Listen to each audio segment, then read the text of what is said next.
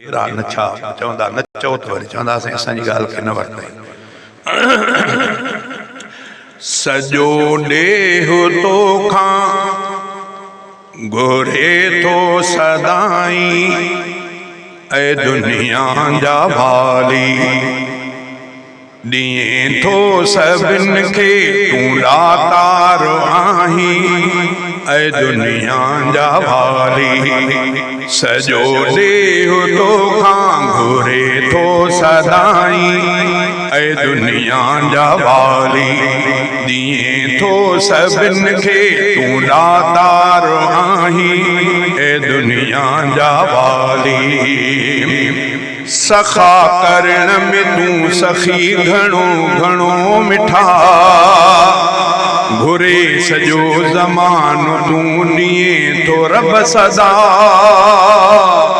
छॾियो न साइलनि खे तो कॾहिं बि ख़ालिया, बयान तुंहिंजो छा कयां सखा निरालिया। मखलूक घुरण वारी तुंहिंजी ज़ात ॾियण वारी,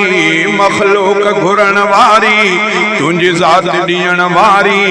मीरास तुंहिंजी सारी सभु नूरी ऐं सभु नारी, ऐ दुनिया जा वाली सॼो ॾेहो तोखां घुरे थो सदाई, ऐ दुनिया जा वाली ॾींहुं थो सभिनि खे तूं ॾातार आहीं, ऐ दुनिया जा वाली ऐ दुनिया जा वाली। पखिन न पोख पोखिया से भी पलन पया, ऐं जीत जानवर बि खाई ख़ुशि रहन पया। पखिन न पोख पोखिया से, पखिन न पोख पोखिया से भी पलन पया, ऐं जीत जानवर बि खाई ख़ुशि रहन पया। तूं हर क़िस्म जा खाधा रब मुहैया करे, अनाज गोश्त सां पयो पेट के भरे, कंहिंखे न विसारे थो हर कंहिंखे संभारे थो, कंहिंखे न विसारे थो हर कंहिंखे संभारे थो, ॾेई न पचारे थो गमड़ा बि तूं टारे थो, ऐ दुनिया जा वाली सॼो ॾेहो तोखां घुरे थो सदाई, ऐ दुनिया जा वाली ॾींहुं थो सभिनि खे तूं ॾातार आहीं, ऐ दुनिया जा वाली ऐ दुनिया जा वाली। असां जूं जानी माली तुंहिंजे लाइ इबादतूं, न गैर जूं कयूं पिया न्याज़ निविड़ तूं ला शरीक बेनियाज़ बादशाह आं, असां मञूं पिया मिठा तूं शहनशाह आं। तौहीद मञण वारा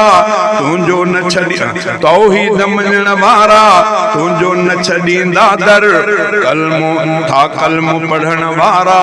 तो अॻियां झुकन परवर, ऐ दुनिया जा वाली सॼो ॾेहो तोखां घुरे थो सदाई, ऐ दुनिया जा वाली ॾींहुं थो सभिनि खे तूं ॾातार आहीं, ऐ दुनिया जा वाली ऐ दुनिया जा वाली। करे निमाणो तुंहिंजी छा सना ऐं रब मिठा, हले सना थी तुंहिंजी रब साईं जा बजा,